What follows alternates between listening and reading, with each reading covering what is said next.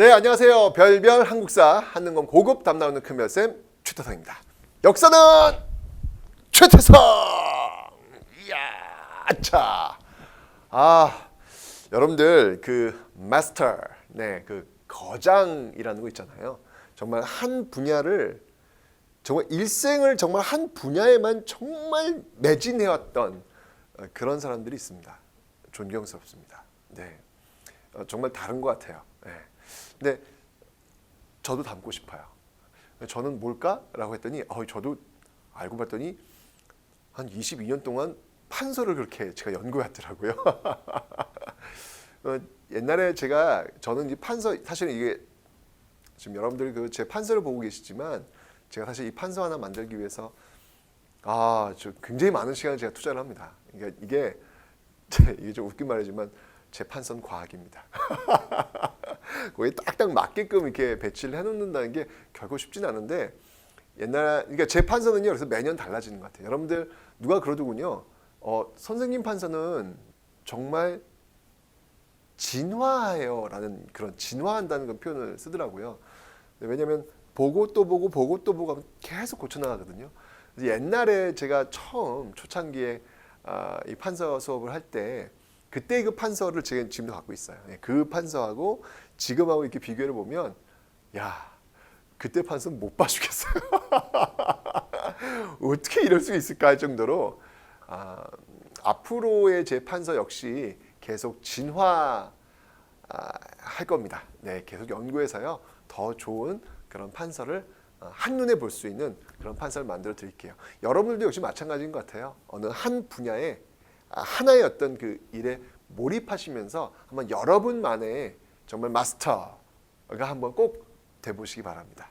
일단 여러분들 이 시간 동안만큼은 제 수업에 몰입해 주세요. 준비됐죠, 여러분들? 자, 지금부터 출발하겠습니다. 자, 여러분들 이제 마지막 현대사로 들어왔습니다. 자, 38강째가 되는데요. 현대사는 정말 진짜 좋은 날이죠. 네, 왜냐면 드디어 일제강점기를 끝내고 광복을 했던 그런 시기이기 때문에 그렇습니다. 자, 그 과정을 일단 한번 좀 살펴볼게요. 일단 세계의 어떤 상황을 한번 볼 텐데, 일단은 기본적으로 일제 패망이 눈앞에 다가왔다. 이건 지금 누구나 다 알고 있는 어떤 그런 분위기였어요. 그래서 이때 열렸던 그 회담들을 한번 살펴볼게요. 세계적인 어떤 그 분위기, 세계적인 어떤 그 분위기를 볼 텐데, 그 중에서 그 대표적인 뭐냐면 바로 카이로 회담이 있습니다. 카이로 회담. 자, 이 카이로 회담에서는요, 우리나라의 독립을 약속을 해주죠. 최초로. 네, 우리나라를 독립시킬 것이다 라고 하는 최초의 약속이 에집트 카이로에서 열렸습니다. 그 다음에 이제 또 뭐가 있냐면 얄타 회담이 있어요. 이 얄타 회담에서는 2차 세계대전에 드디어 소련이 참전하겠다라는 약속을 해요. 소련의 참전. 약속이 주어지죠. 그죠? 이러면서 여러분들 이 소련이 참전해가지고 정말 막 소련이 우리나라 정세도 영향을 미쳐요. 소련이 막 밀고 내려오면서 너무 빨리 내려오는 거야. 사실은 이제 미국이 소련을 참전시킬 때 그 계산이 있었어요. 뭐냐면 미국이 소련 참전해가지고 이제 아시아 쪽에 발을 들일 때, 특히 이제 일본을 이제 몰아낼 때 저쪽 만주 쪽으로 이제 소련이 내려오면서 만주 쪽에 있는 일본 관동군과 굉장히 많은 싸움이 있을 것이다. 시간도 많이 걸릴 것이고 그 과정에서 소련도 굉장히 막심한 손해를 입을 것이다 라고 생각했는데, 이게 웬일? 뚜껑을 열어봤는데 저항이 거의 없다시피 하는 거야. 막 밀고 내려오는 거예요. 그래서 압록강 넘어가지고 한반도까지 들어와 버리니까 미국이 굉장히 당황스러웠죠. 그래서 야 그건 아니야. 너 어디까지 내려오려고 그래? 라고 해가지고 긴급하게 라인을 하나 딱 그어놔요. 그 라인이 뭐예요? 그 라인이 바로 38도선, 바로 이 소련 참전의 영향으로 바로 38도선이 책정이 되는데, 이게 이제 어찌 보면 남북 분단의 어떤 출발점이라고 봐야 되겠죠. 그 다음에 이제 포츠담 회의가 있었어요. 포츠담 회의 같은 경우는 이제 카이로 회담이 어떤 재확인이다라고 보시면 되겠습니다. 자, 이게 어떤 세계적인 어떤 그런 분위기였고요. 그다음에 이제 우리 측, 네, 우리 측의 어떤 그 분위기를 한번 살펴보도록 하겠습니다. 무엇보다도 여러분들 국내에서는요, 제가 전 시간에 설명드렸습니다. 국내에서는 조선 건국 동맹, 여운형이 중심이 되었던 조선 건국 동맹이 활동한다 그랬잖아요, 그죠? 자, 그래서 조선 건국 동맹을 일단 써보시고요. 조선 건국 동맹이 활동을 하고 있었고요. 요건 이제 여운형이 이제 주도하고 있었다라고 설명을 드렸습니다. 그 다음에 이제 뭐 대한민국 임시정부 당연히 있겠죠. 그래서 대한민국 임시정부가 또 활동을 하고 있었습니다. 이건 이제 김구가 중심이 되었죠. 어쨌건 간에 이 조선 건국동맹이나 임시정부나 다 공통적으로 지향하고 있었던 시스템, 제가 뭐라 그랬죠, 여러분들? 앞으로 우리 한반도에서는 어떤 나라를 만들 거야? 공통적으로 보이고 있는 모습은 바로 공화국이었다. 공화국이었다. 라고 설명을 드렸습니다. 이 외에도 저쪽 예난 쪽에 또 조선 독립동맹도 있다. 라고 설명했던 거 기억나시죠? 자, 이런 모습들을 지금 활동을 하고 있는 상황이었는데 어쨌건 간에 지금 이게 준비를 하고 있었어요. 지금 대한민국 임시정부 같은 경우도 한국 광복을 통해서 한국 진공작전도 지금 준비를 하고 있다는 얘기예요. 중요한 건 뭐냐면 여러분들 여기서 만약에 광복이 되었을 때 우리가 독립이 되었을 때 우리 힘으로 이 땅 한반도에 들어와서 우리가 우리 힘으로 깃발을 꽂느냐 안 꽂느냐가 굉장히 중요한 거예요. 그래야 우리 지분이 생기는 것이고 우리의 발언권이 생기는 거예요. 나름대로 준비하고 있었는데 어이쿠 이게 웬일? 갑자기 일왕이 8월 15일 날 항복선언을 해버리는 거예요. 굉장히 당황스러웠을 것 같아요. 와, 이게 지금 어쨌건 우리 힘으로 들어가서 우리가 깃발을 딱 꽂아야만 뭔가 우리가 좀 할 수 있을 텐데 지금 그것도 지금 못한 상태에서 그냥 갑자기 지금 일왕이 항복을 해버리니까 정말 일본은 도움이 진짜 안 돼요. 그렇게 식민지 했으면 좀 더 며칠 하지. 그렇게 갑자기 통보도 안 하고 그렇게 항복을 해버리면 뭐 어떡하라고. 이때 여러분 김구가요. 일본의 그 패망, 일본의 항복 소식을 듣고 기뻐해야지 되는 상황이잖아요. 그럼에도 불구하고 눈물을 흘려요. 큰일 났다 이거. 어이구 큰일 났다 이거. 왜냐면 우리가 지금 실질적으로 한 게 아무것도 없기 때문에. 진짜 이때부터 여러분 스텝이 꼬이기 시작하는 거예요. 이게 지금 이렇게 되면서 이 광복이 되면서 여러분들 어떤 일이 벌어지냐면 광복은 곧 바로 그 이전에 잘라놓았던 이 38도선을 배경으로 해서 지금 실질적으로 지금 분단된 채로 광복이 실질적으로 이렇게 분단된 채로 맞이하는 굉장히 우리 민족에는 불행한 그런 모습으로 다가오고 있다는 이야기예요. 이 문제를 잘 해결해야 될 텐데 어찌 될런지 모르겠습니다. 자, 이렇게 해가지고 여러분들 지금 1945년 8월 15일 어쨌건 간에 일왕의 어떤 패망 소식이 힘입어서 우리는 광복을 했습니다. 자, 조선 건국 동맹이 나름대로 지금 활약을 하고 있었잖아요. 그죠? 그래서 이 조선 건국 동맹은 광복이 되자마자 빠르게 움직여서 제가 말씀드렸죠. 뭘 만들었다? 네, 건국준비위원회를 꾸리게 됩니다. 이 건준에서 해야 될 가장 큰 일은 뭘 것 같아요, 여러분들? 건국준비위원회. 지금 갑자기 일본이 망했기 때문에 치안이 부재한 상태잖아요. 그죠? 이 건국준비위원회 제일 해야 될 건 뭐냐면 바로 치안입니다. 혹시나 또 무정부 상태, 지금 정부가 없는 거나 마찬가지니까 그 무정부 상태에서 올 수 있는 어떤 그 소요나 폭동 이런 것들이 분명히 있을 수 있겠다라고 해서 이 건주는 치안 유지를 하는데요. 정말 훌륭하게 해냅니다. 당시에 어떤 뭐 폭동이나 이런 것들이 없었다 그러죠. 그죠? 그래서 이런 치안들을 유지를 해냈는데 뭐 그게 이제 뭐 건준의 어떤 역할 때문이다라고만 다 얘기는 좀 그렇죠. 뭐 우리 민족이 이렇게 항상 여러분들 뭐 보면 알겠지만 뭐 200만, 300만이 이렇게 모여도 촛불 시위해도 정말 질서정연하게 하잖아요. 그죠? 충분히 우리에게 이제 그런 저력이 있는 그런 모습인데 자, 어쨌든 건주는요, 이 치안을 담당하는 어떤 그런 모습을 보이다가 자, 이제 소련과 미국이 들어와요. 근데 중요한 건 뭐냐면 이 소련과 미국이 어떻게 이제 들어오냐면 우리나라에 해방군 형태로 들어와야 됩니다. 해방군 형태로 들어와야 우리가 이제 도움을 받을 텐데 해방군 형태로 들어온 게 아니라 점령군 형태로 들어와요. 이거 굉장히 중요한 의미입니다. 해방군이냐 점령군이냐 달라요. 점령군의 형태로 들어온 이유는 뭐냐면 일본을 점령, 여기 지금 조선은 우리가 깃발 딱 꽂아가지고 우리가 독립을 쟁취한 게 아니잖아요. 일단 지금 너무 갑자기 지금 일본이 망하는 바람에 우리가 그걸 못했잖아요. 그러니까 지금 일본 땅이에요. 지금 그 일본 땅을 소련과 미국이 점령하러 들어온 거잖아요.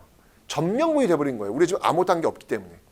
그들은 점령군으로 들어와 버린 상태가 된 것이죠. 자, 미국이 들어온다고 하니까 이 건준에서 그 협상의 여지를 빨리 장악하기 위해서 바로 뭘 선포하냐면 조선인민공화국을 선포합니다. 나라를 세운 거예요. 바로 인공, 네, 인민공화국을 선포해버리는 거예요. 그리고 지방에는 뭘 설치하냐면 바로 인민위원회,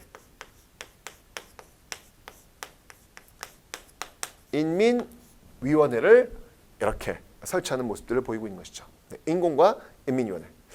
자, 문제는 뭐냐면 이 미군정이에요. 문제는 뭐냐면 지금 미국과 미군정, 그리고 여기 소련, 이게 들어왔는데 이 미군정에서 과연 이 인공을 어떻게 바라볼 것이냐 궁금하시죠? 그죠? 네. 궁금하지 않으셔도 돼요. 아주 간단합니다. 네, 인공? Who are you? 넌 누구니? 라고 하면서 인정하지 않아요. 인정하지 않습니다. 이 인공을 인정하지 않습니다.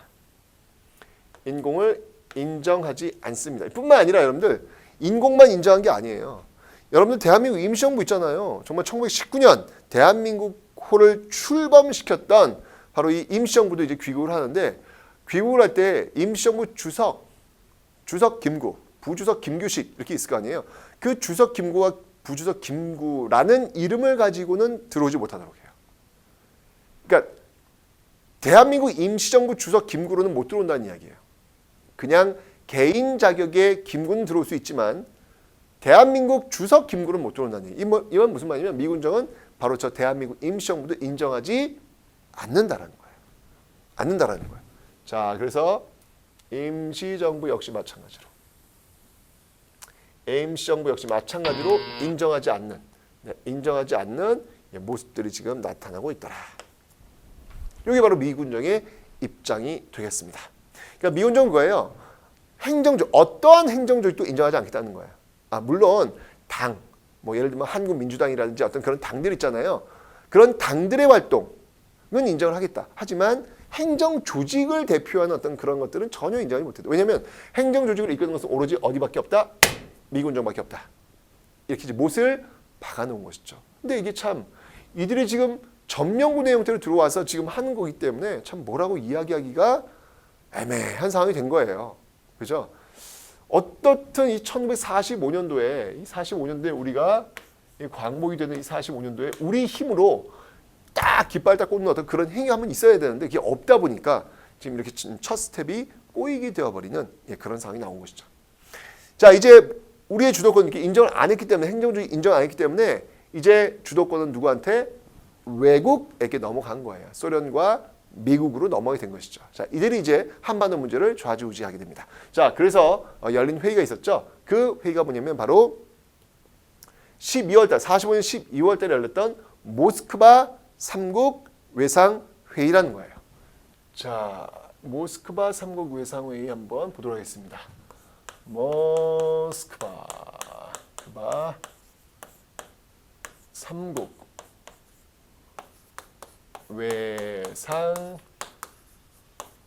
이거는 이제 미국, 소련 그리고 영국 요 3국이 회의를 벌이는 거예요. 자, 여기서 이제 어떤 게 결정되는지 볼게요. 참 우리의 운명이 이렇게 외국에 의해서 결정되는 모습들이 자꾸 반복되면 안 좋거든요. 이러면 안 되는데. 이 모스크바 3국 외상회의에서 뭐가 결정되었냐면 이런 내용이 결정됩니다. 먼저 이 땅 한반도에 임시정부를 세운다. 네, 임시정부를 세운다. 좋아. 임시정부 세운다. 그 다음 두 번째. 핵심이 뭐냐면 대신 정부를 세우되 일정 기간 동안 신탁 통치를 한다는 게 들어가요. 신탁 통치를 한다. 이게 들어가는 거예요. 자, 신탁 통치. 근데 이 신탁 통치는 여기 이제 어떤 나라도 플러스 되면 중국까지도. 예, 미, 소, 영, 중국. 이렇게 신탁 통치한다. 이런 내용 들어가고요. 그 다음에 이런 문제를 좀 더 디테일하게 해결하기 위해서 미국과 소련이 만나가지고 공동위원회를 운영한다라는 게 들어가요. 미소 공동위원회. 이런 내용들이 지금 결정이 되고 있는 거예요. 자, 그러면 이 모스크바 3국 외상회의가 우리한테 어떤 영향을 미쳤는지 한번 그 내용들을 한번 살펴보도록 하겠습니다. 굉장히 중요한 영향을 미치거든요. 이 모스크바 3국 외상회의는. 왜 그러냐면 이 좌와 우, 여러분 일단 좌와 우의 개념을 좀 설명드려야 될 것 같아요. 좌라고 하는 개념은 지금 이 시점에서 본다면 좌라고 하는 개념은 좀 사회주의 쪽과 연결되는 것이고요. 우라고 하는 개념은 민족주의적인 어떤 자본주의적인 어떤 그 진영을 얘기하는 거예요. 이 시점에서 본다면. 그러니까 좌와 우라는 개념은 여러분들 매 시대마다 좀 달라요. 다르기 때문에 여러분들 딱 그 픽스해가지고 딱 이해하실 필요는 없어요. 근데 이 당시로 본다면 좌는 어떤 사회주의 쪽, 우는 민족주의 진영 또는 자본주의 진영이라고 보셔도 뭐 큰 문제는 없을 듯합니다. 자, 그래서 모스크바 3국 외상회의가 열리게 되자 여기 대해서 이제 어느 쪽은 찬성을 하고 어느 쪽은 반대를 합니다. 자, 이쪽 좌 진영은요. 좌 그리고 이쪽은 우. 이렇게 나뉘는데요. 좌는요. 이 좌측 진영 같은 경우에는 맨 처음엔 여러분들 반대했어요. 맨 처음에는 여기 대해서 반대했습니다. 반대를 하다가 그 다음에 나중에 입장을 바꿔요. 나중에 입장을 지지로 바꿉니다. 우측은요. 시종일관 반대예요. 자, 왜 그런지 설명을 드릴게요. 이쪽 좌측 진영 같은 경우에는 맨 처음에 이게 사실은 이 모스크바 3국 외상회의가 알려진 게 어떻게 알려졌냐면 신문에서 신탁 통치라고 하는 요 단어만 알려진 거예요. 요 단어만. 그것도 이제 소련이 이걸 주도했다. 이제 이렇게 알려진 건데 이건 오보예요, 오보. 이런 내용들이 들어가 있었는데 이것만 부각이 되어가지고 나오게 된 것이고 실질적으로 신탁 통치 그 기간 같은 경우에도 미국이 더 길게 주장을 했어요, 소련보다. 근데 그런 것들이 지금 거꾸로 지금 알려지게 되면서 이쪽 좌측, 이 좌측 진영도 역시 마찬가지로 반대라는 것이죠. 이건 말도 안 된다. 우측은 당연한 거고요. 그런데 이제 이 좌측에서 이제 보니까 그 이제 이 좌측을 이끌고 있었던 인물이 누구냐면 박헌영이라는 인물인데 북한에 가서 이제 한번 얘기를 들어보니까 저 북측에 올라가서 한번 얘기를 들어보니까 임시정부 건립이 있는 거예요. 설립이 있는 거예요. 그러면 이 똑똑한 임시정부를 세워놓으면 신탁 통치 기간이 얼마나 줄일 수 있겠다라고 판단이 든 것이죠. 일단은 정부 세우는 게 중요한 것이다. 라고 해가지고 일단 다시 총체적 지지로 돌아서게 된 것입니다. 자, 문제는 뭐냐면 바로 이 좌와 우의 지지와 반대가 엄청난 좌우 대립의 소용돌이를 몰고 왔다는 사실이에요. 바로 이것이 좌와 우의 엄청난 좌우 대립의 소용돌이를 몰고 왔다. 좌우의 대립. 좌우의 대립을 몰고 왔더라. 라는 얘기입니다. 이게 참 또 이념 간의 어떤 그 갈등의 골이 생기는 건데요. 전 정말 이 근대사를 배우면서 특히 이제 근현대사를 배우면서 이념보다는 정말 사람이 먼저 앞서가야 된다라고 하는 것을 정말 뼈저리 느낍니다. 사람보다 이념이 앞서갔을 때 보여지고 있는 모습은 비극적이에요. 이념을 위해서 사람을 죽이기도 하고 이념을 위해서 사람을 지우는 그런 행위들이 지금 너무 많아져요. 사람이라고 하는 게 그냥 도구화되는 그런 모습들이 많이 보이고 있거든요. 이념을 위해서 사람이 도구화 되는 것이죠. 어떠한 경우에도 여러분 사람은 도구화 될 수 없고요. 어떠한 경우에도 사람보다 이념이 먼저 갈 수 없다라고 저는 생각을 하거든요. 근데 이제 여기서 이제 그런 모습들이 보이고 있는 것이죠. 그래서 이 좌와 우가 격렬하게 지금 대립을 하는데 어떤 일이 벌어졌냐면 1946년에 3월 1일 어떤 일이에요? 여러분? 어떤 날이에요? 광복대 정말 그렇게 애타게 기다렸던 기념하고 싶어서 정말 너무나도 기다렸던 3.1절입니다. 1919년 3.1절, 1920년 3.1절 되면 끝에 여기에 꼭 안고 아 옛날에 19년 김인년에 이거 대한민국 만세 붙었던 그날이야 라고 생각을 했을 거예요. 그렇지만 그걸 표현하지 못했잖아요. 그런데 1946년 3월 1일 드디어 첫 번째 광복대가 첫 번째 3.1절을 맞이한 거예요. 그런데 그때 이 우익 세력들은 동대문에서 3.1절 집회를 하고요. 좌익 세력들은 저쪽 남산 쪽에서 따로 집회를 합니다. 얼마나 비극이에요, 여러분들. 그죠? 광복되고 나서 이렇게 지금 좌우로 나뉘어가지고 집회를 따로 한다? 3.1절인데 얼마나 우리한테 의미가 있는 날인데 따로 한다? 비극이잖아요. 그죠? 근데 그런 모습이 지금도 있는 것 같아요. 어떤 행사할 때 이쪽 생각하는 사람들은 서울역 쪽에 또 뭐 이쪽 생각하는 사람들은 광화문 쪽에 이게 따로 이렇게 모이는 그런 경우들이 굉장히 많이 있는 것 같은데 참 그런 걸 보면서 어떠한 경우에라도 이념보다 사람이 뒤로 가서는 안 된다는 거. 항상 사람이 이념보다 앞에 있어야 된다는 사실은 우리가 잊어서는 안 된다는 거죠. 저 사람이 이념이 믿기 때문에 저 사람이 미워 이렇게 가는 건 좀 옳지 않다라고 생각이 듭니다. 자, 이때는 정말 좌우 대립이 극렬했어요. 게다가 이때 어떤 문제가 발생했냐면 여러분 보세요. 1945년 이렇게 딱 분단됐잖아요. 광복됐지만 이때 가장 위기의식을 느낀 사람은 누굴까? 그 사람들은 바로 친일 세력들일 거예요. 야, 조선이라는 나라가 독립될 줄 몰랐고 일본이라는 나라가 패망될 줄 몰랐던 사람들이에요. 그 사람들은 일본이 영원할 거라고 믿었던 사람들이에요. 그런데 지금 일본이 망했어요. 이런 일이 생겼네. 아마 잠을 못 잤을 것 같아요. 이제까지 그 민족 반역행위라면서 바로 조선 사람들, 독립운동한 조선 사람들을 신고하고 그들을 데려와가지고 고문하고 막 그랬던 어떤 사람들 같은 경우에서는 이 광복은요 정말 두려운 어떤 그 날의 출발점이 아니었을까라는 생각이 드는 것이죠. 정말 그 방구석에 틀어박혀가지고 정말 가슴 콩닥콩닥콩닥 하면서 있을 그런 상황들. 그런데 그들에게 움직일 기회가 온 거예요. 일단 여러분들 1945년 광복되고 나서 메가더 폭언문이 떨어집니다. 메가더 아시죠? 메가더. 그 메가더가 폭언문을 내려요. 뭐라고 내리냐면 어떠한 경우에라도 이제까지 일본 밑에서 일했던 사람들은 그대로 일한다. 이건 뭐냐면 바로 친일 세력들에서 면죄부를 일단 임시적으로 발부한 거예요.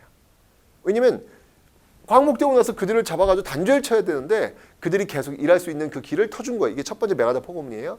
두 번째, 그들에게 실질적 생명을 불어넣어준 건 바로 모스크바 삼국 외상회의예요. 뭐냐면 바로 그들 그렇게 해서 잠깐 목숨을 연명했던 그 사람들에게 영원한 생명을 부여했던 게 바로 이 모스크바 삼국 외상회의인데 왜 그러냐면 바로 그 세력들, 친일에 앞장섰던 그 세력들이 이제 모스크바 삼국 외상회의에서 좌와 우의 대립이 확실히 대립이 되니까 그때 슬그머니 이쪽 우측에 라인에 서는 것이죠. 그래서 자신의 선명성을 부각하는 거예요. 어떤 선명성? 바로 공산주의자들을 때려잡는 반공투사로서의 선명성을 보여주는 거예요. 이러면서 슬쩍 이 우측으로 들어가가지고 이들이 반공투사가 되었고 갑자기 이들이 애국지사가 되어버리는 이런 일이 벌어진다는 것이죠. 이런 일이. 그러니까 이게 대립하는 과정 속에서 이 우측 진영에서도 목소리 높여가지고 싸워주는 그 행동대장들이 필요했던 거예요. 그 행동대장들 목숨 내놓고 싸우는 거예요. 왜냐면 여기서 인정 못 받으면 살아남을 길이 없는 거잖아. 그들을 또 활용을 하면서 그들은 또 그렇게 또 적응하면서 이런 어떤 모습들이 지금 나타나고 있더라. 가슴 아픈 순간이죠. 자, 이렇게 좌우 대립이 정말 심각해지고 있는 상황. 정말 여러분 우리 배워야 됩니다. 지금도 여러분들 뜨거워요. 지금도 여러분 좌와 우의 어떤 그 진영 논리가 뜨겁습니다. 이때 어떤 그 우를 범해서는 안 된다. 어떠한 경우라도 여러분들 비록 나랑 의견이 틀리다 할지라도 그 사람의 의견만큼은 존중해 줄 수 있는, 동의하라는 얘기는 아니고요. 존중해 줄 수 있는 어떤 그런 자세는, 열려있는 자세는 갖고 좀 들어주는 것도 필요하다는 얘기죠. 이때 우리가 그 아픔이 있으니까. 자, 그러면서 46년이 됩니다. 46년에 바로 이 미소공이 열린다 그랬잖아요. 이 바로 모스크바 삼국 외상회의에서 미소공의가 열려야 된다라고 했기 때문에 드디어 미소공이 열립니다. 그게 바로 1차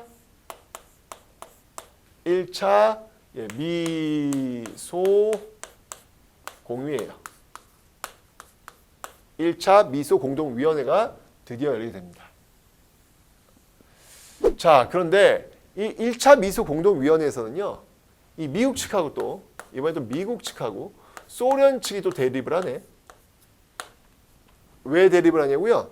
미국 측에서는 뭐냐면 이 1차 미소 공동위원회에 참여하는 단체를 어떤 단체를 둘 것이냐. 미국 측은 뭐 자유국가잖아요. 그죠? 원하면 다 들어와야지 뭐. All. Oh, do you want? Okay, come on. 이거예요, 미국은. 근데 소련은 그거 아니에요. 소련은 오로지 only예요, only. 소련은 뭐냐면 아니 모스크바 상국 외상회의에서 미소공의를 열기로 했고 그 미소공의에 참여할 단체를 지금 고르는 건데 그건 당연히 모스크바 상국 외상회의를 지지하는 사람들만 들어오는 게 맞는 거 아니냐 논리적으로. 아니 모스크바 상국 외상회의를 지지하지 않는데 그 모스크바 상국 외상회의 때문에 열리는 미소공동회에 왜 들어와? 라고 주장하는 것이죠. 근데 이제 1차 미소공동회의를 지지하는 사람들은 주로 이 좌익 세력들, 사회주의 세력들이잖아요. 그러니까 소련의 입장에서는 뭐냐면 아주 쉽게 그냥 나라 접수하겠다는 거잖아요. 그죠? 이런 모습들이 나오고 있는 것이죠. 결국 이런 현상. 미국과 소련이 첨예하게 바로 이 참가 자격단체 문제를 가지고 싸우는 바람에 결국은 1차 미소공동위원회는 여러분들 휴회로 들어갑니다. 휴회. 다음에 다시 하자. 자, 문제는 뭐냐면 이게 휴회로 들어갔을 때 나왔던 발언이 하나 있어요. 그 유명한 발언인데 바로 이승만의 정읍 발언이라는 겁니다. 이승만의 정읍 발언. 자, 이 이승만의 정읍 발언은 뭘까요? 이 이승만의 정읍 발언이라고 하는 건 뭐냐면 바로 남한만이라도 단정을 준비할 필요가 있겠다. 단독 정부. 남한만이라도 단독으로 정부를 수립할 필요가 있겠다라고 이야기한 게 바로 이 이승만의 정읍 발언이에요. 와우. 이승만은 여러분들 제가 개인적으로 볼 때는요. 정치 감각이 정말 엄청 뛰어난 사람이에요. 몇 수를 내다보면서 자기가 어떤 주장을 해야 될지를 정확히 알고 있는 정치인 중 한 명이라는 거예요. 대단해요. 보세요, 여러분들. 앞으로 흘러가는 모든 모습의 방향은요. 이승만이 생각한 대로 가요. 그러니까 정치 고단수지. 그 이승만의 어떤 행적 자체가 옳고 그름을 떠나가지고 이승만이 일단 갖고 있는 정치 감각이라고 하는 것은 대단하다라는 겁니다. 이승만이 이게 본 거예요. 아니 지금 이제 소련 쪽에서 지금 거의 지금 이제 북한하고 함께 거의 정부 수립 단계까지 왔는데 여기서 미소공동위원회 열려 소련 입장대로 그들이 들어와. 그럼 그들이 정권을 접수하게 되어 있는 어떤 시스템을 가고 있다고 판단한 거예요. 그래서 우리도 서둘러서 단독 정부를 수립해야 된다라고 주장을 했던 거예요. 하지만 어쨌든 간에 이 이승만의 남한 단정이라고 하는 거는 그 주변의 독립운동한테 굉장히 큰 자극을 주는 거예요. 뭐야? 이러다 우리 진짜 분단되는 거 아니야? 비록 38선은 그어져 있지만 이건 형식상인 건데 분단 아닌데 이 진짜 분단되는 거 아니야? 라는 위기의식을 느끼겠죠. 그래서 전개된 운동이 뭐였냐면 바로 좌우 합작 운동이라는 겁니다. 좌우 합작 운동. 좌우 합작 운동. 이런 게 벌어진 거예요. 자, 이 좌우 합작 운동의 내용을 한번 살펴보도록 하겠습니다. 말 그대로 이제 좌우 세력들 하나가 되어가지고 지금 운동을 전개하자라는 건데 이 좌우 합작 운동은요, 일단 초기에는요 미군정이 지지했어요. 미군정이 초기에는 지지합니다. 이거 왜 지지했냐면 지금 여러분들 이 우측을 지금 넘나들고 있는 이 사람들이 누구냐면요. 김구라든지 그다음에 이승만 이런 세력들이에요. 근데 아무리 봐도 김구하고 이승만은요. 미국 측이 다루기가 굉장히 어려워요. 너무 한쪽으로 치우쳐져 있다? 그렇다면 그 나머지 사람들을 어떻게 끌고 가지? 라고 하는 딜레마를 지금 미국이 갖고 있는 거예요. 그런데 이 좌우합작 운동을 이끌었던 사람들은 누구였냐면요. 바로 여운형과 김규식 같은 인물이 되겠습니다. 여운형 그리고 김규식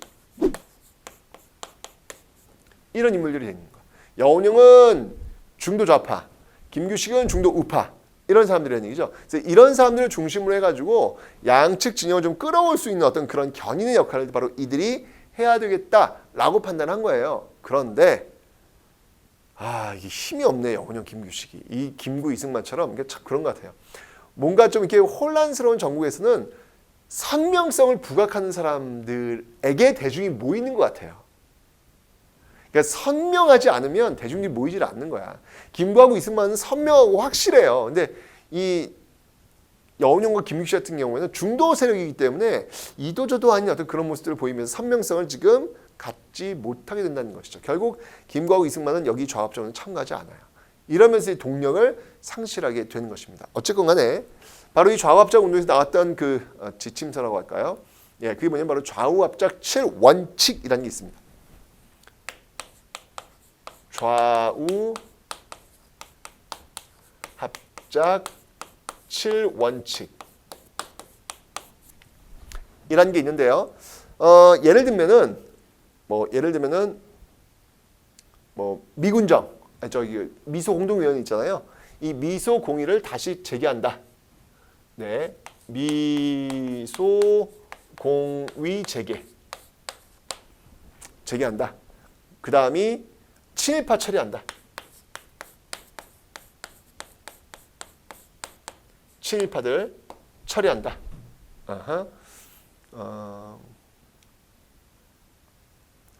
그 다음에 이제 뭐 또 토지 문제 이런 거 해결한다.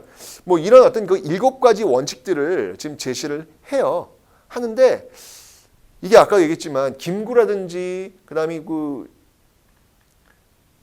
이승만이라든지 이런 세력들이 참여하지 않다 보니까 그 동력을 얻지 못하게 되는 것이죠. 그리고 미국 측도 이제 이러다 보니까 이거 안 되겠다라고 해서 손을 떼게 되면서 결국 좌우합작 운동은 실패로 돌아가게 됩니다. 자, 이런 내용들을 일단 한번 정리를 한번 해볼게요. 좌우합작 운동, 여운형과 김규식이 주도했던 그런 운동, 특히 1차 미소 공동위원회가 큰 성과를 거두지 못하는 과정 속에서 나왔던 운동이다라는 거 받으시면 되겠습니다. 자, 그러면서 지금 일단 뭐 좌우합작 운동에서 미소 공의 재개하라라고 주장을 해가지고요. 열리긴 해요. 자, 이번에는 이제 2차 이제 요거 이제 47년도 넘어가는 거예요. 문제는 뭐냐면 47년도에 세계적인 변화가 하나 있어요. 그게 뭐냐면 47년도에 트루만 독트린, 트루만 독트린이 나오는 시기예요. 자, 이 트루만 독트린이라고 하는 건 뭐냐면요, 바로 냉전의 시작을 알리는 겁니다. 냉전 출발. Cold War. 새로운 어떤 전쟁. 이제 그 전까지는요, 세계대전은 열전이었죠. 정말 뜨겁게 막 달아오르는 어떤 전쟁이었는데, 이제는 냉전으로 가고 있는 그런 모습들이 이제 트루만 독트린에 의해서 나오게 되는 거예요. 이런 분위기에서 지금 더군다나 이 냉전의 어떤 그 양 기둥이 미국과 소련이잖아요. 그죠? 근데 그 미국과 소련이 지금 만나가지고 회의한데, 그게 바로 2차 미소 공의래. 이거 느낌이 안 좋지 않아요, 여러분들?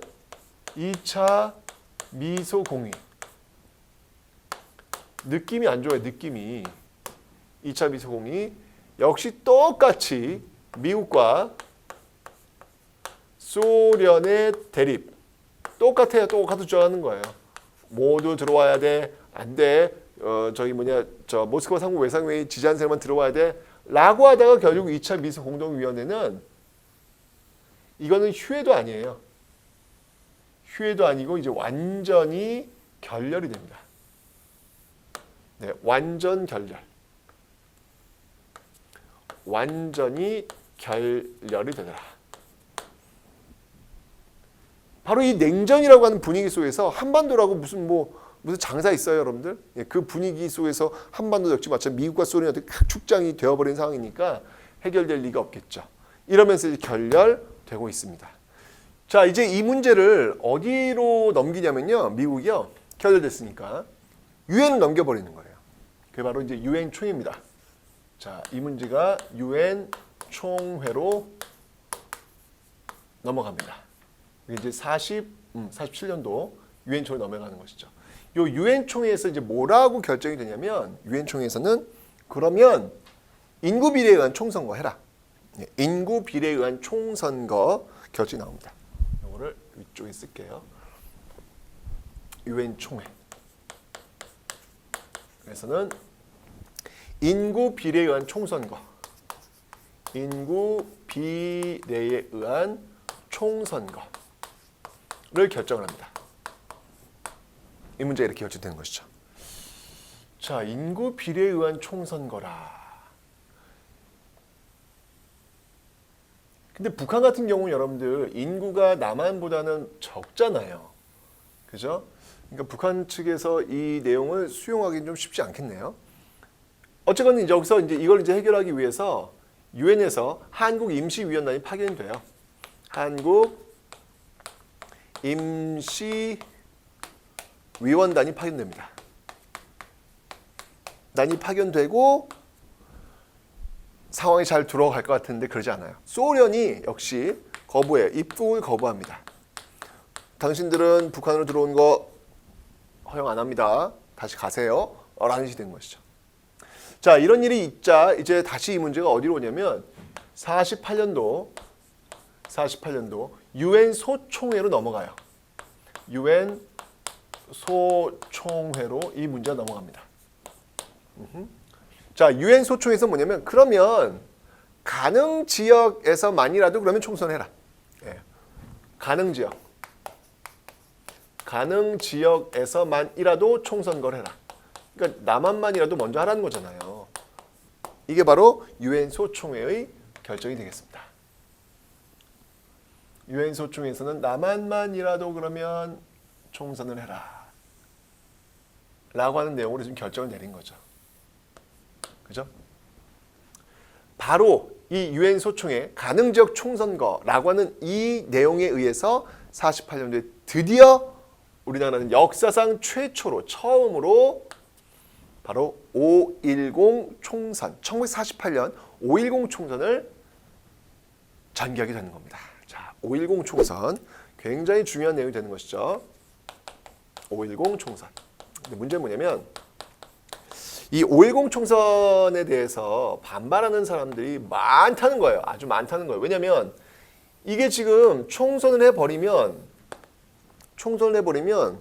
진짜 분단되는 거예요. 기정사실. 남한만이 지금 정부에서 만들어지면 북한이라고 안 하겠어요? 북한도 하지? 이러면 남북 분단이 기정사실로 된다라고 본 것이죠.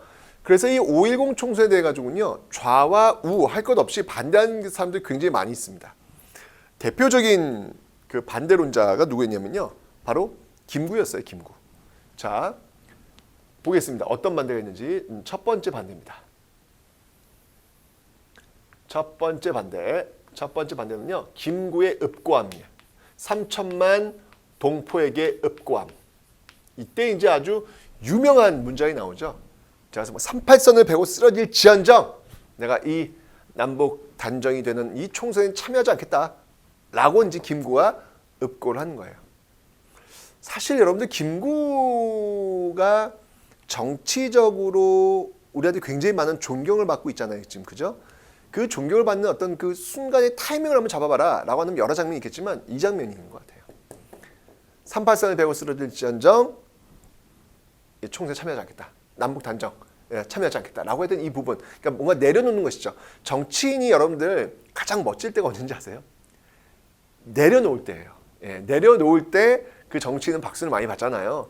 김구도 이제 아마 이때 그런 모습인 것 같아요. 나 이제 권력 관심 없다. 어쨌든 남북 통일 이 분단만큼은 내가 막아보겠다 라고 했던 것 때문에 바로 지금까지도 김구가 그 정신이 연결되는 게 아닐까라는 그런 생각이 듭니다.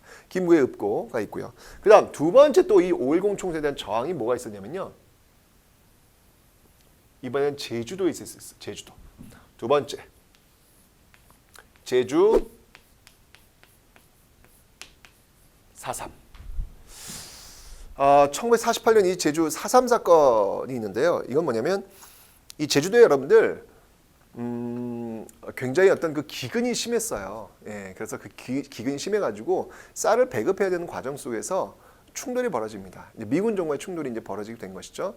그래서 이 제주도민들과 당시 어떤 그 미군정 또는 어떤 그에 대해서 굉장히 불편한 어떤 그런 관계였어요. 이제 그런 불편한 관계 속에 남로당이 침투되는. 남로당은 뭐냐면 바로 공산당, 예, 이제 조선 공산당의 뒤를 이어가지고 연결되는 건데 그게 사회주의 세력이 침투하는 거예요. 남로당이 침투해가지고 결국 이 5.10 총선에 반대하는 그런 모습들이 나타나게 되는 것이죠. 자, 이게 바로 제주 4.3 사건인데 문제는 뭐냐면 이걸 진압하는 과정에서 제주 4.3 사건을 진압하는 과정에서 수많은 민간인들의 희생도 가져왔다는 거예요. 정말 엄청난 희생들이 가져오게 되었죠. 그래서 결국 이제 나중에 이제 그 역사에서 나중에 현재로 와가지고 제주 4.3 특별법을 통해 가지고 그에 대해서 이제 정부 차원에서도 이제 사과를 하고 또 이제 배상도 해주는 어떤 그런 모습들이 있었는데 이때 정말 엄청나게 많은 제주 민간 여러분 어느 동네에서는요 제삿날이 똑같아요. 그 죽은 날이 똑같은 거예요. 그러니까 몰살당했다는 얘기죠. 예. 그런 어떤 그 아픔을 가지고 있는 곳이 또 제주가 되겠습니다. 참 아름다운 풍광을 가지고 있는 그런 섬이기도 하지만 또 아픈 역사를 갖고 있는 그런 곳이기도 하다는 거. 그 다음에 이제 세 번째의 어떤 그 반대의 어떤 모습들은요 다시 또 김구로 또 돌아와야 됩니다. 자, 바로 세 번째 김규식의 남북협상이에요. 남북협상. 바로 이 김구와 그 다음이 누구예요? 플러스 김규식. 이 김일성을 만나러 가잖아요. 그 김일성을 만나러 가서 어떤 일이 있더라도 단정은 막자라고 했던 이 김구의 남북협상. 그러니까 정말 이 김구가 다 내려놓고 무슨 일이 또 분단을 막아야 되겠다라고 하는 여기저기 지금 뛰고 있는 어떤 그런 모습들이 지금 나타나고 있습니다. 그렇지만 이승만 여기에 또 김구의 또 반대축에 있었던 그 이승만 같은 경우에는요 대세는 이미 이쪽 가고 있다. 대화가 안 된다. 대화되는 상황이 아닌데 이런 노력을 하는 건 의미가 없습니다. 빨리 남한만의 단정을 세워가지고 지금 북한의 어떤 그 공산주의 책동을 막아야 된다라고 또 생각하는 어떤 그 부류가 또 이승만 부류 그리고 5.10 총선을 주도하는 어떤 그런 세력들이 되겠습니다. 이렇게 5.10 총선에 반대하는 이런 첫 번째 김구의 읍고 제주 4.3 김구의 남북협상뿐만 아니라 또 있어요. 나중에 이제 우리가 이제 8월 15일 날 1948년 8월 15일 날 8월 15일 이후에 네 번째입니다. 네 번째가 뭐냐면 바로 여수 순천 11구 사건이라는 게 있습니다. 여순 사건이라고도 하죠. 여수 순천 11구 사건이라는 게 있어요. 이게 뭐냐면 지금 제주 4.3 사건이 일어났을 때 정부 수립 전에 아직 완벽하게 진압이 안 된 상태였어요. 그냥 한라산 쪽으로 몰아놓고 있는 그런 상태였죠. 그리고 나서 이승만 정부가 들어선단 말이에요. 5.10 총선 쪽에 들어선단 말이에요. 들어서고 나서 이제 다른 일을 할 게 뭐가 있어요. 그 한라산 쪽에 몰아넣었던 그 세력들을 이승만 정부 차원에서는 토벌해야 될 거 아니에요. 그죠? 자, 그래가지고 여수 순천에 있는 그 군인들을 동원해가지고 바로 여기를 토벌 작전을 시행하게 된 것이죠. 그런데 여수 순천 군인들이 있을 수 없다. 이건 동족에게 어떻게 우리가 총을 겨눌 수 있느냐? 라고 하면서 여기 대해서 그 명을 따르지 않는 거예요. 그러니까 군대 내에서 명을 따르지 않는 건 일단 반란이 되는 것이죠. 그죠? 그래서 여수 순천 11구 사건 벌어지면서 또 이걸 또 진압하는 과정 속에 또 이 지역에 있는 많은 민간인들이 또 희생됩니다. 제가 앞에서 설명드렸지만 여러분들 그러니까 사람보다 이념이 앞섰을 때 정말 제가 지금 이거를요, 이 제주 4.3 사건이나 여순 사건이나 제가 지금 뭐 말을 표현을 못해서 그렇지 정말 이게 상상도 할 수 없는 어떤 그런 일들이 많이 벌어져요. 이게 정말 사람이 정말 이렇게 이념 앞에서 아무짝에 쓸모없는 어떤 그런 존재로 그냥 나뒹굴 수 있는 거구나라는 것들이 보여주고 있습니다. 진짜 이렇게 아픈 어떤 우리의 역사가 있어요. 이거 멀리 있는 역사도 아니잖아요. 이런 거 보면 정말 저희 배워야 돼요. 어떤 좌우 진영의 어떤 뜨거운 논쟁은 좀 필요할 수 있을런지 모르겠지만 그렇다고 해서 그 이념보다 그 사람을 더 밑으로 위치시키는 것은 정말 옳지 않다. 이 아픔이 있기 때문에 그런 얘기를 하는 겁니다. 자, 이런 어떤 그 반발 정말 많죠. 그죠? 에도 불구하고 5.10 총선이 열리고 총선은 여러분들 누굴 뽑는 거예요? 국회의원을 뽑는 거잖아요. 그 국회의원을 뽑고 그 국회의원이 만든 법이 있을 거 아니에요. 그 법이 바로 제헌헌법이 되는 겁니다. 바로 이 5.10 총선에 의해서 제헌헌법이 만들어져요. 제헌헌법.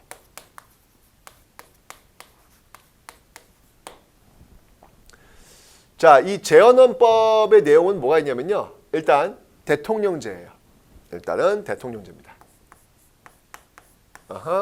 대통령제고요. 이 대통령은 어떻게 뽑냐면 간선에 의해서 뽑습니다. 간선. 간접선거에 의해서. 그 간선은 어디서 뽑냐면 이거는 국회에서. 이 국회의원의 임기는 2년이에요. 대통령 임기는 4년이고요. 국회의원의 임기는 2년. 이렇게 제헌헌법이 만들어졌습니다.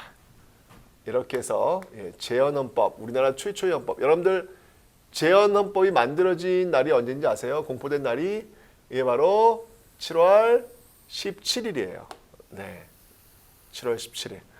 저는 이 제헌헌법을 정확히 알고 있습니다. 네, 왜냐하면 제 생일이 7월 16일이에요. 왜냐하면 제가 초등학교 때 늘 항상 여름방학의 출발은 제 생일이었어요. 네. 그러니까 학교에서 맨날 생일 파티를 안 해줘.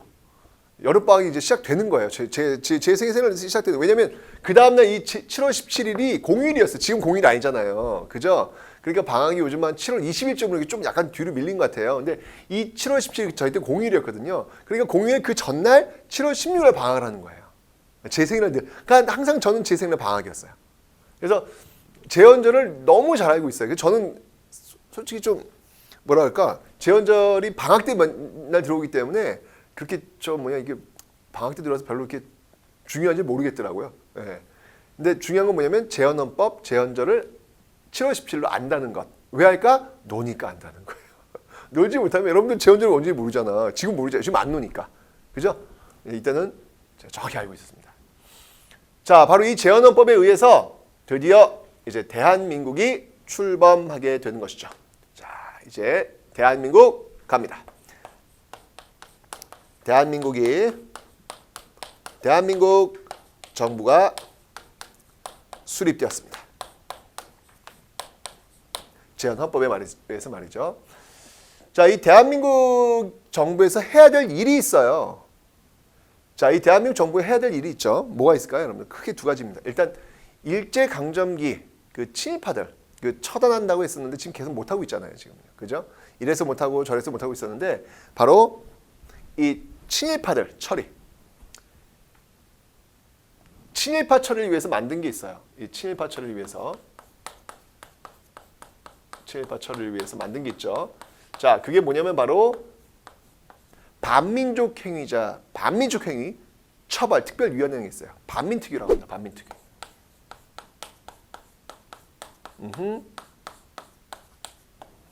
반민특위를 만듭니다. 근데 이게 참 이 반민특위가 여러분들 이승만 정부의 비협조를 통해 가지고 결국은 이 결론적으로 얘기하면 이 친일파 처리는 이게 시행이 안 돼요. 이게 왜 안 되냐면 당시 이승만 정부의 논리는 뭐냐면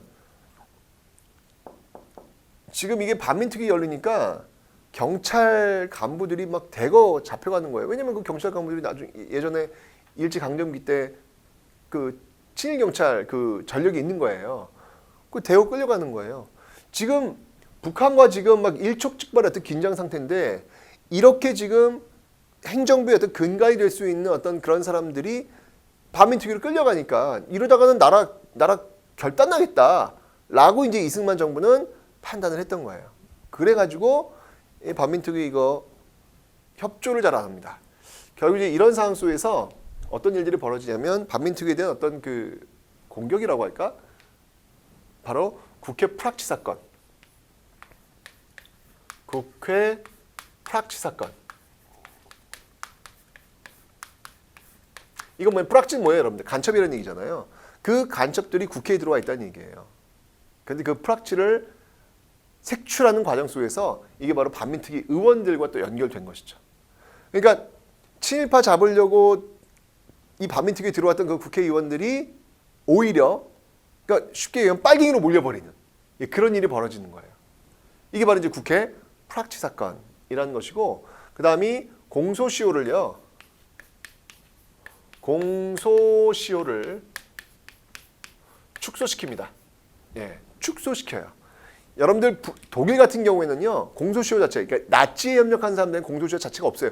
지금도 여러분들 나이 90이 넘고 거의 100세가 가까워 있는데 어느 한 할아버지가 예전에 2차 세계대전 때 나치에 부역했던 그런 행위가 발각되면 끌려가요. 거기 잡혀가는 거예요. 왜냐면 공소시효가 없어요. 거기는요. 그런데 여기서는 공소시효를 짧게 딱 끊어버려가지고 이제는 뭐 처벌할 수 있는 어떤 근거 자체가 지금 없어지게 되는 어떤 그런 모습들. 그러니까 철저하게 바로 이 반민특위 친일파 철에 대해서만큼은 비협조적인 모습으로 이승만 정부가 나오고 있더라라고 하는 거 기억하시면 되고요. 또 하나는 뭐냐면 농지개혁. 농지개혁은 중요하죠. 농지개혁을 해야 됩니다. 농지개혁. 왜냐하면 농민들의 꿈이잖아요. 내 토지를 한번 가져보자라고 하는 그 꿈. 그런 농지개혁. 그러니까 친일파 철이 농지개혁 두 개가 이제 이 대한민국 정부의 과제였는데 친일파 철은 못했고요. 농지개혁은 이건 성공합니다. 이건 성공합니다. 그래서 이러한 어떤 모습들 일단 여러분들 대한민국 정부가 안고 있는 숙제다 라고 하는 것을 기억을 좀 해놓으시면 되겠습니다. 됐죠? 자, 문제는 뭐냐면 이 대한민국이 출범하면서 바로 북한에서도 조선민주주의인민공화국이라고 그래가지고 바로 지금 나라를 출범시키고 있다라고 하는 거예요. 이 북한과의 과정에서 벌어지게 되는 전쟁. 그게 뭔가요? 네, 그게 바로 6.25 전쟁이 되겠습니다. 그게 바로 6.25 전쟁이 되겠죠. 출발. 네. 그 사건이 바로 6.25 전쟁입니다. 이렇게 해서 6.25 전쟁이 벌어지게 되는 것이죠. 동족상잔의 비극이라고 볼 수 있겠죠. 그죠? 바로 북한의 남침으로 출발했던 사건, 바로 6.25 전쟁입니다. 6.25 전쟁. 자, 이 6.25 전쟁의 어떤 그 배경을 한번 좀 살펴보면 일단 북한 같은 경우에는 여러분들 미국이라든지 소련이라든지 중국, 소련이라든지 중국이라든지 원조를 해주고 있고요. 그 다음에 에치슨 선언이라는 게 있어요. 에치슨 선언. 이건 미국인데요. 에치슨 선언. 이건 뭐냐면 이쪽 그 동북아에서 어떤 전쟁이 터졌을 때 미국이 그 방어 라인을 그어요. 방어 라인을 긋는데 한국이 빠진 거야. 남한이 빠진 거예요. 일본 쪽 이런 거 다 연결되어 있는데 한 번은 빠진 거예요. 결국 이 에치슨 선언 같은 경우는 이제 바로 북한의 어떤 김일성이 오판할 수 있는 뭐냐면 미국이 이제 버렸구나. 문제 없네. 라는 그런 오판의 기회를 주게 되었다라는 것이죠. 자, 그래서 이런 어떤 여러 원인들이 얽히고 설켜가지고 결국 북한의 김일성은 남침을 결정하게 된 것이죠. 이러면서 6.25 전쟁이 터지게 된 겁니다. 자, 6.25 전쟁의 어떤 과정을 한번 지도를 통해서 한번 살펴보도록 하죠. 자, 먼저 여러분들 이렇게 지도가 있으면 쭉 밀고 내려옵니다. 1단계 1번 쭉 밀고 내려와요. 쭉 밀고 내려와서 어디까지? 네, 바로 이 정말 낙동강 방어선까지. 야, 정말 여기까지 남겨두고요. 쭉 밀고 내려옵니다. 바로 낙동강 방어선까지 밀고 내려온 어떤 그런 모습들. 낙동강 방어선을 지켜라. 큰일 났다. 자, 이때 전세를 뒤집는 역할을 한 게 있었죠. 바로 유엔군입니다. 자, 이 유엔군이 메가더를 앞세워가지고 바로 인천 상륙작전에 성공합니다. 그래서 쭉 들어가는 거예요. 그래가지고 쭉 올라가는 거예요. 네, 바로 이 모습. 여기까지, 그죠? 올라가는 모습들이 나타나고 있었죠. 여기 바로 인천 상륙작전의 성공입니다. 인천 상륙작전. 그런데 이제 곧 저쪽 압록강까지만 밟으면 게임이 끝나는 상황이었는데 이때 이제 누가 개입을 하는 거예요? 바로 중국군이 개입을 하게 되는 것이죠. 정말 네, 바로 중국군의 개입 다시 들어옵니다. 중국군의 개입. 자, 여러분들 이 중국군의 개입은요 굉장히 중요한 순간이에요. 중국군. 자, 요 3번은요 아주 중요한. 네. 이 6.25 전쟁에서 굉장히 중요한 하나의 그 변환점이라고 할까? 네, 꼭 기억해 두셔야 합니다. 이 중국군의 개입을 통해 가지고 결국은 또 서울이 뺏기는 거예요. 그래서 결국 이때 이제 있었던 게 바로 일사후퇴. 네, 서울을 1월 4일 날 뺏기면서 다시 또 후퇴하는 그런 모습들이 이게 세 번째 나타나고 있더라라는 것이죠. 다시 밀고 올라가요. 자, 힘내 하면서 그 다음 네 번째는요. 저기 38선 있죠? 네, 그 38선을 경계로 해가지고 치열한 공방전이 벌어집니다. 네, 여기 38선 경계로 해서 치열한 공방전이 벌어지는 거예요. 이때 이제 소련이 휴전을 제의하는 거예요. 소련의 휴전 제의.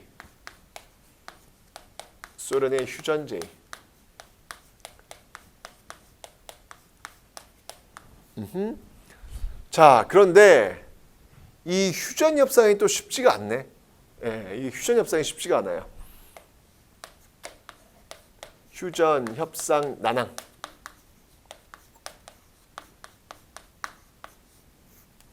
왜 그랬냐면 이 휴전 협상 난항이 된 그 배경은 뭐였냐면요.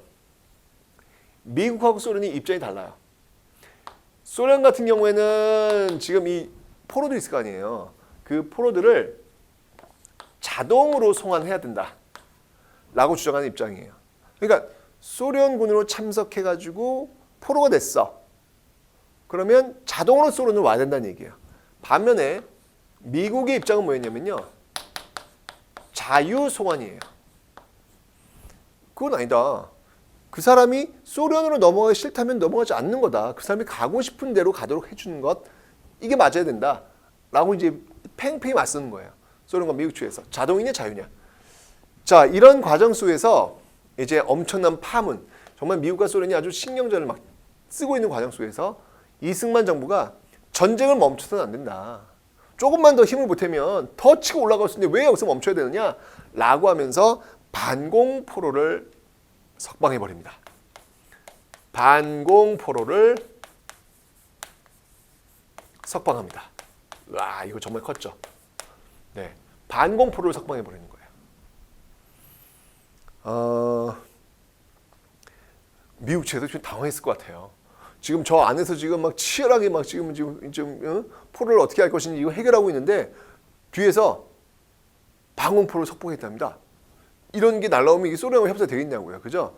그래서 이때 이제 미국이 이승만은 통제가 안 된다. 라고 해가지고 이승만은 제거해야 되겠다라고 하는 그런 계획까지 세웠다고 합니다. 근데 이제 이승만 정부 같은 경우에는요, 지금 이렇게 전쟁이 이렇게 끝나버리면 이승만 정부로서는 굉장히 타격을 입을 수밖에 없는, 일단 경제가 이거 엉망일 거 아니에요, 지금요.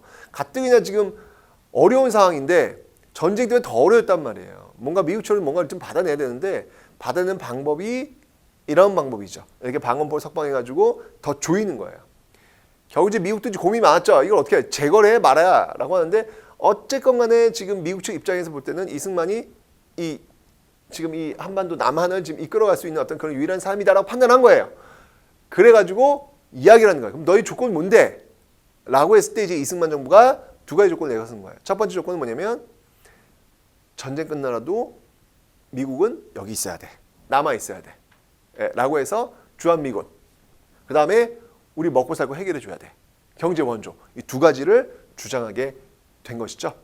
결국 그 두 가지를 오케이가 되면서 결국 이제 휴전 협상이 마무리가 되는 겁니다. 이게 이제 다섯 번째 있었던 일이죠.